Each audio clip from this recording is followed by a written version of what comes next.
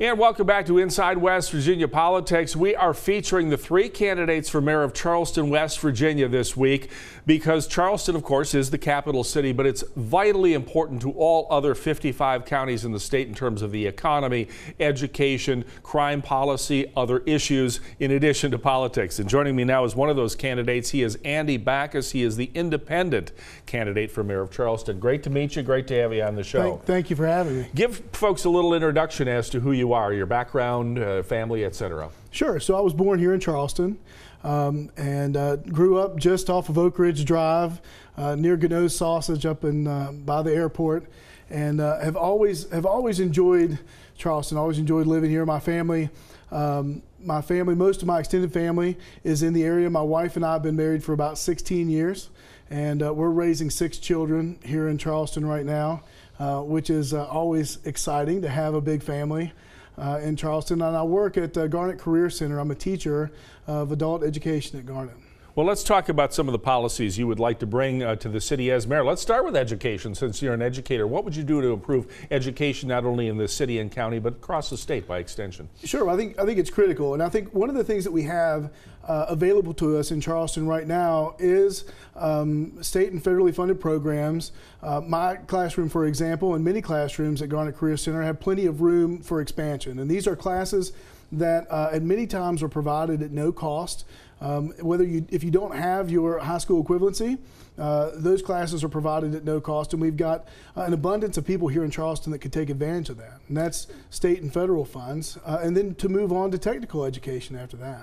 I've only lived here 3 years, but I absolutely love Charleston. But one of the things that kind of breaks my heart is you walk downtown, and it's a great downtown, the East End, the West Side, there are so many vacant buildings. What do we do to attract businesses to fill up some of those places and get a more vibrant, diverse economy in the city of Charleston? Sure. We have, like I was saying, we have some of the most creative and innovative people here. So one thing we need to do is start with education. We need to make sure that we're able to show that we have an educated workforce. Now, the next thing we need to do is we need to be out knocking on doors. We need to tell people why Charleston.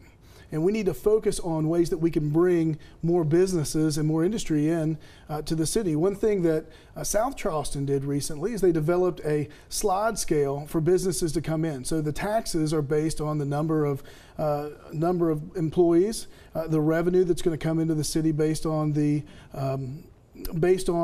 that slide scale and the new business coming in. And it's a way to kind of think through how can we help you? What can we do to bring you here to Charleston?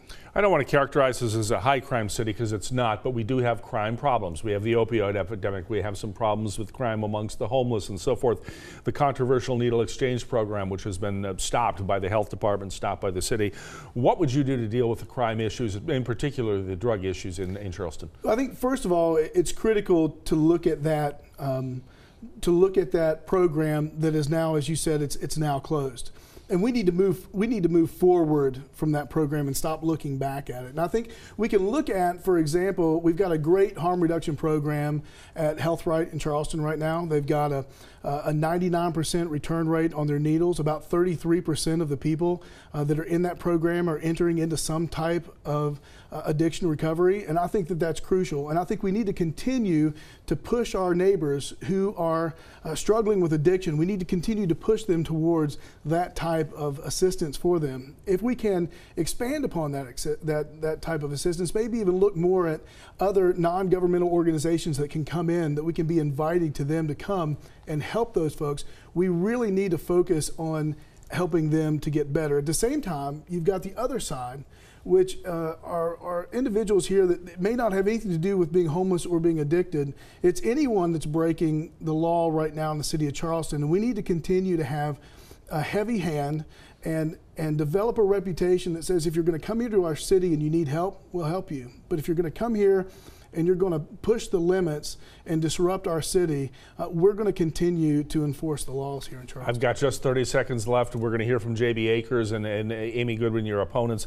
Tell us where you stand out. What makes you different from them and why people should vote for you? You know, we've done the same thing for many, many years in Charleston. And I think what we're looking at now is an opportunity to break away from the two big parties and move move forward in creative ways. One of the things that I have is a blog on my website that talks about how we can reimagine Charleston, and it's about pushing past the limits, the things that we have that have held us back for so long, and looking forward at what we can be as a city. All right, let's send people to your website. Andy Backus, the independent candidate for mayor of Charleston. Thanks for joining us today on Inside West Virginia Politics. If you want to learn more about Andy, the website is backusformayor.com.